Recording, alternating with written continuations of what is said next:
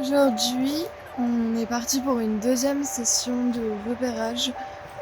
Cette fois-ci, je me suis un petit peu mieux préparée. J'ai établi une zone qui m'a l'air assez intéressante avec un point d'eau, une lisière de forêt et un champ.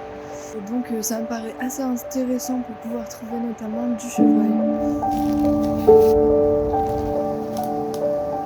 Là, je suis rentrée sur une coulée. Donc une coulée, c'est un endroit de passage des animaux, donc c'est un chemin créé uniquement par les animaux. C'est surtout là-dessus, sur les coulées, qu'on va trouver des indices de présence. Et notamment là, j'ai trouvé des traces de glands qui sont ouverts. Donc ça peut être du chevreuil ou du sanglier à vérifier parce qu'on n'a pas d'empreinte. Mais au moins on a des restes de repas.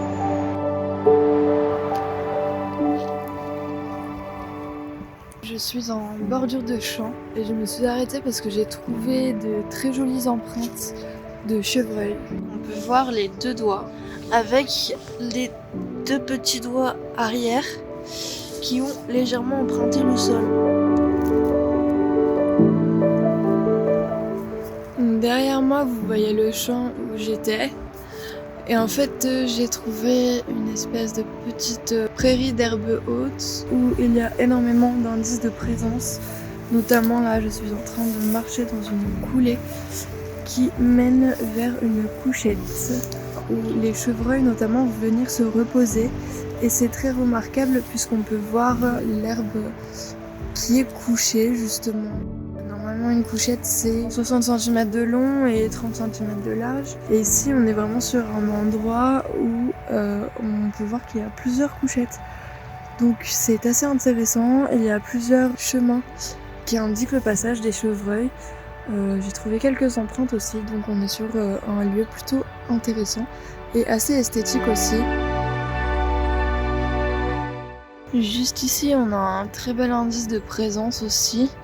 En fait, c'est un jeune chêne qui a le bout des branches complètement sectionné, puisque le chevreuil en fait se nourrit de bourgeons et de jeunes arbres. Et je vais vous montrer aussi autre chose que l'on appelle des frottis. Donc c'est en fait le chevreuil mâle, donc le brocard, qui va venir frotter ses bois le long des arbres pour enlever le velours qui les recouvre.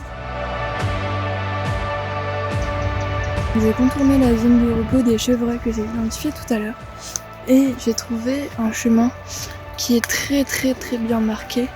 Ça fait un peu une autoroute pour les animaux. Il y a pas mal de traces de présence et même un potentiel terrier, donc je n'ose pas trop m'approcher parce que je ne voudrais pas déranger les éventuels animaux qui vivent à l'intérieur. Et maintenant il est temps que je me rende à l'endroit où je compte faire l'affût puisque la nuit commence à tomber. J'espère que les chevreuils vont sortir avant la tombée de la nuit.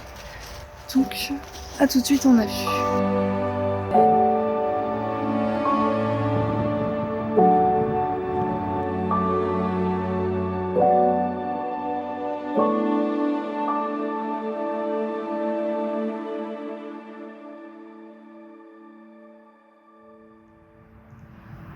Voilà à quoi on ressemble quand on est en affût.